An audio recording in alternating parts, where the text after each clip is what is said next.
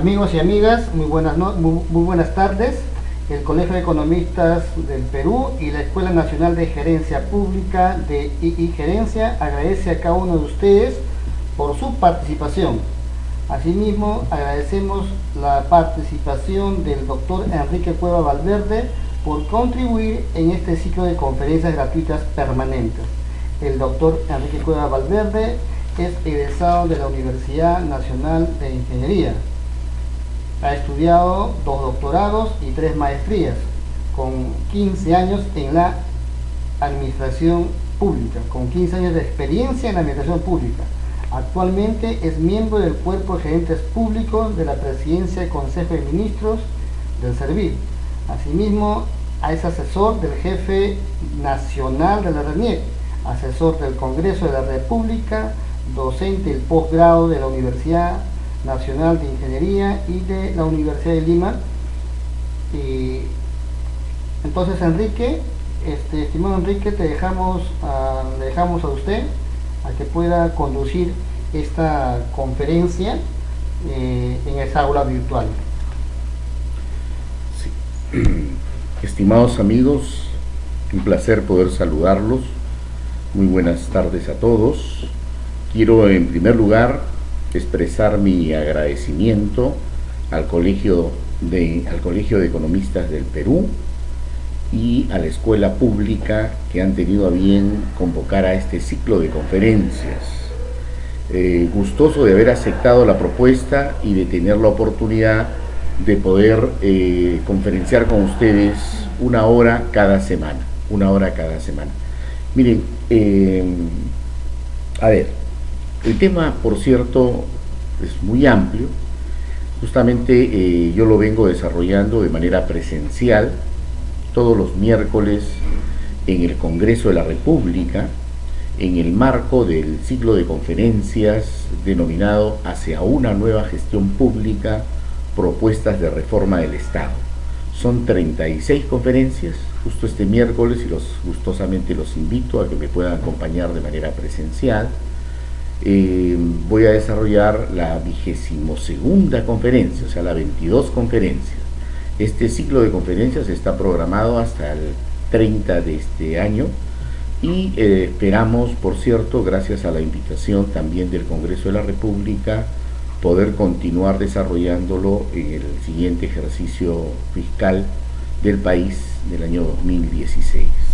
Muy bien, estimados amigos, a ver, lo primero es de repente conversar respecto de la denominación de esta primera transparencia, ¿les parece? Ok. A ver, dice la gestión pública y los sistemas administrativos y funcionales. Entonces, la administración del Estado, la administración pública se va a dividir en 2 partes. Primero, la gestión pública y segundo, las políticas públicas. O si quisiéramos plantear un ordenamiento de este factor, que por cierto no va a alterar el contenido, la administración pública se divide en las políticas públicas y en la gestión pública. Muy bien. A ver, si nos referimos a la gestión pública propiamente dicho, vamos a encontrar 2 aspectos terminológicos que es de suma importancia, de suma trascendencia, que podamos al comienzo de conversar sobre los temas públicos, que ustedes lo puedan conocer. El primero de ellos se llaman los sistemas administrativos y los sistemas funcionales en la administración pública. Entonces surge una interrogante respecto de poder conocer la parte conceptual de lo que significan los sistemas administrativos y los sistemas funcionales en la administración pública. Muy bien. Fíjense, el Estado, no los gobiernos, ¿no es cierto? Los gobiernos se suceden cada 5 años en el marco de los procesos electorales, mientras que el Estado tiene una permanencia en el espacio-tiempo, obviamente, de las naciones. Entonces, el Estado, los gobiernos se suceden cada 5 años. En el Estado tenemos lo que podemos denominar obviamente los recursos del Estado. Se habla mucho de los recursos del Estado, o sea, y esto va a tener una vinculación con los sistemas administrativos. ¿Cuáles son los recursos del Estado? Nosotros podemos observar, por ejemplo, los recursos de carácter infraestructural, ¿no es cierto? Todo lo que significa infraestructura, edificios, vías de comunicación, ¿ok? Todo lo que representa de manera objetiva un aspecto tangible, podemos observar que existe infraestructura. Por ejemplo, el conjunto de las entidades públicas, o sea, los ministerios, los organismos públicos especializados, que son cabeza de los sistemas administrativos, los organismos públicos ejecutores, las empresas públicas, ¿no?, que son parte del holding del Fondo de Financiamiento de la Actividad Empresarial del Estado, del FONAFE, los gobiernos subnacionales, denominados gobiernos regionales, los gobiernos locales, provinciales, distritales y los centros poblados en general. Todas las entidades públicas, por cierto, de manera objetiva, tienen infraestructura, ¿no es cierto? Tienen un local físico donde funciona la entidad pública propiamente. Entonces, un primer recurso del Estado es el recurso infraestructural, ¿ok? Muy bien. Y un segundo recurso tiene que ver, por ejemplo, con los recursos de las tecnologías de la información y las comunicaciones. Estos se pueden expresar de manera simple en que esas entidades a las que estamos haciendo referencia, ¿okay?, o sea, el gobierno nacional o poder ejecutivo o gobierno central, los gobiernos regionales y locales y todas las entidades públicas, que son muchas, que más adelante vamos a ir mostrando gráficamente cómo es que se clasifican las entidades públicas. Es como que yo les diga ahora, miren, los organismos constitucionalmente autónomos, esos que han sido creados por mandato constitucional o por leyes orgánicas expresas, esos organismos públicos son las entidades públicas también, y así podemos ir clasificándolos y conociéndolos en esencia, ¿ya? Pero ellos tienen recursos infraestructurales, que lo he explicado, pero también tienen recursos de tecnologías de la información.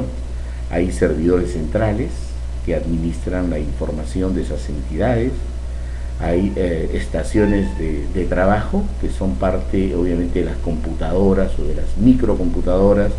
Estas entidades tienen las PC, las computadoras personales, tienen las tablets, ¿no? Y ahora que han entrado los funcionarios poseen los smartphones, que son los teléfonos inteligentes. A eso se le llama los recursos tecnológicos, ¿no? Hay las redes, las comunicaciones, el internet, las redes sociales, que obviamente funcionan en el marco de esta arquitectura de tecnologías. Entonces, esos son los recursos tecnológicos, ¿no? Muy bien. ¿Y qué otro tipo de recursos? Vamos a solamente a precisar uno más, porque el tema en la explicación de recursos es bien amplio. Y van a ver ustedes cómo esto tiene vinculación con el aspecto de los sistemas administrativos que se utilizan mucho en la administración del Estado, en la administración pública, ¿no? Los otros es lo siguiente, ¿no? O sea, no podrían llevar a cabo el cumplimiento de su misión, o sea, la razón por la cual existen estas entidades, estos ministerios, estos gobiernos regionales, estos gobiernos locales y las entidades públicas en general, si no tuvieran recursos de carácter presupuestario, ¿no? O sea, tuvieran la capacidad de desembolsar economías a través de marcos presupuestales. De tal manera que el otro recurso es el recurso económico financiero. Estas instituciones tienen que tener presupuestos, ¿okay?, iniciales de apertura, tienen que tener luego modificaciones presupuestarias básicamente por incremento presupuestal a través de transferencia de recursos, por ejemplo, del gobierno central a otras entidades del Estado. Y diríamos que el otro recurso central es el dinero, que es obviamente el recurso económico financiero, el recurso infraestructural, que ya les he explicado, y el recurso de las tecnologías de la información. Pero estamos olvidando un principal recurso que obviamente tiene en esencia que ver con el concepto de la parte central de las inteligencias, ¿no?, que tienen que ser, por cierto, múltiples. A este recurso se le denomina, por ejemplo, capital, pero centralmente hoy, de acuerdo a las tendencias internacionales, se le denomina sobre todo el potencial humano, es decir, las personas, que planificamos, organizamos, dirigimos y controlamos los aspectos centrales de la gestión pública en el Estado. Entonces los recursos básicamente tienen que ver con los recursos humanos, ¿no? Entonces fíjate, recursos humanos, recursos infraestructurales, recursos de las tecnologías de la información y los recursos presupuestales. Ahora bien, la pregunta es, ¿cómo deben utilizarse estos recursos? ¿Cierto? O sea, ¿cómo deben utilizarse estos recursos al que he hecho referencia en el Estado? Y ahí estamos captando, ¿verdad? O sea, ¿cómo deben utilizarse? Entonces hay dos caminos: que se utilicen de manera racional, de manera honesta, de forma transparente, se utilicen eficientemente y se utilicen eficazmente, ¿no es cierto? Muy bien. Y la otra acción de utilización de recursos es que estos se utilicen de manera no transparente, de manera no honesta, que estos recursos se utilicen para fines que no son los fines de la institución ni los fines del Estado, y que se utilicen para llenar, por ejemplo, en la parte de recursos económicos financieros, para llenar los bolsillos de quienes por circunstancias han llegado a conducir los destinos de las entidades y los destinos de la nación en general, ¿no? Entonces, ¿quién debe vigilar el correcto uso, ¿okay? Ese uso racional, honesto y transparente de los recursos del Estado? ¿Quién? ¿Quién tiene esa responsabilidad? Entonces dice, los sistemas administrativos de la gestión pública, ¿de acuerdo? Los sistemas administrativos de la gestión pública. Y por cierto, estos sistemas administrativos tienen como misión, o sea, existen para lograr garantizar un efectivo uso racional, eficiente, transparente y honesto de los recursos del Estado en todas las entidades públicas. Esa es la razón de los sistemas administrativos. Entonces la pregunta es, ¿existe una norma de carácter y alcance nacional, que es la llamada Ley Orgánica del Poder Ejecutivo? Esto fue promulgado, esta ley orgánica Lope, llamada Lope, en diciembre del año 2007. Obviamente vamos a precisar que esta ley orgánica, la 27858, esta ley, si mal no recuerdo, en términos de precisión numérica respecto del número de la ley, se promulgó en el año 2007 y estableció los 11 sistemas administrativos de la gestión pública, ¿ya? Vamos a ir conociendo luego, a través de las otras transparencias, cuáles son esos sistemas administrativos, ¿no? Son 11, cada uno de estos sistemas tiene un órgano rector, cabeza de cada uno de los sistemas administrativos, y tiene, como lo he precisado, la gran misión de lograr el correcto uso de los recursos del Estado. Muy bien, ¿ya? Ahora, por otro lado, aparece una palabrita aquí en esta primera transparencia que dice sistemas funcionales. Entonces, habría una nueva interrogante respecto de poder decir, ¿y qué son los sistemas funcionales? ¿Cierto? ¿Qué son los sistemas funcionales? Entonces, los sistemas funcionales tienen un propósito, tienen una razón de ser, ¿ya? Y van a tener que ver con el concepto de las políticas públicas, ¿ya? Las políticas públicas. Entonces alguien preguntará, ¿qué cosa es? ¿Qué se entiende por políticas públicas? ¿Ya? Entonces vamos a precisar en este primer alcance muy general aún, de que las políticas públicas existen porque existen los problemas en el Estado. Porque si no hubieran problemas, no habrían, por cierto, diseños de políticas públicas que estén orientadas a dar solución a los problemas nacionales. Entonces, hay problemas nacionales y hay políticas públicas nacionales de Estado. Hay problemas, vamos a decir, en el ejercicio de gobierno, en el periodo que les compete a los gobiernos, que es cada 5 años, y hay que diseñar, hay que formular y luego hay que ejecutar políticas públicas de gobierno que se constituyen también de obligatorio cumplimiento.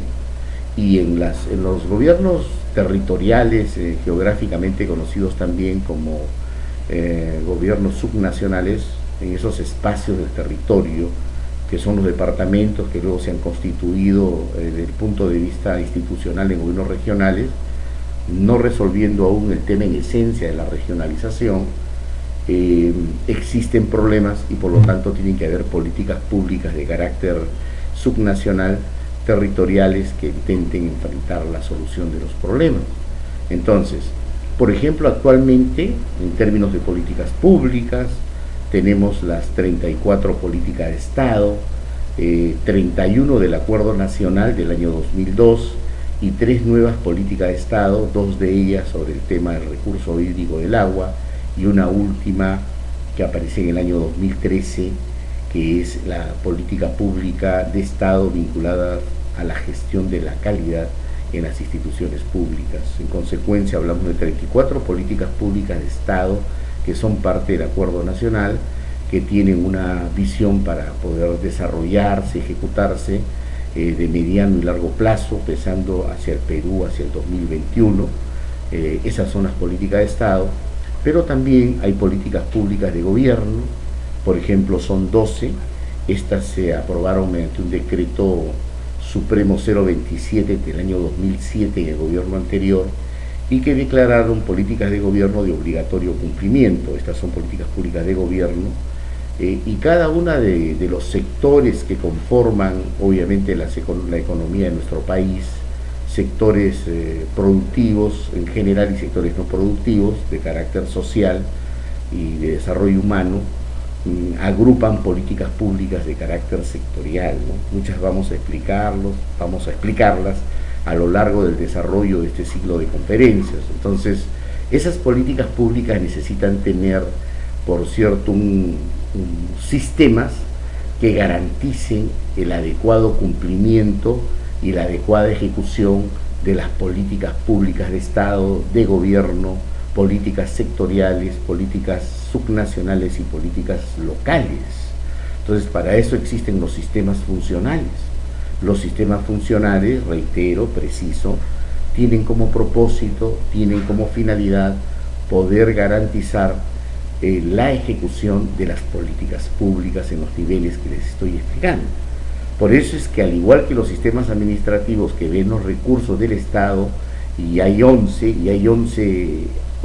entes rectores cabeza de los sistemas administrativos, los sistemas funcionales que existen para dar cumplimiento a la política pública también tienen entes rectores,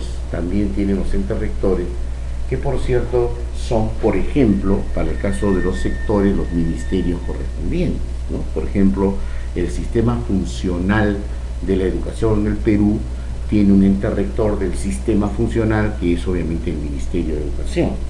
El sistema funcional de la salud en el país tiene un ente rector del sistema funcional de salud, que es el Ministerio de Salud, ¿no? Y así podríamos ir enumerando, y lo vamos a ir haciendo a lo largo de cada una de estas conferencias que vamos a tener la oportunidad de conversar. Solamente fíjense ustedes que me he detenido para poder conversar en torno al tema, básicamente porque en la primera transparencia aparecía los sistemas administrativos y los sistemas funcionales. Muy bien. Ahora bien, aparece luego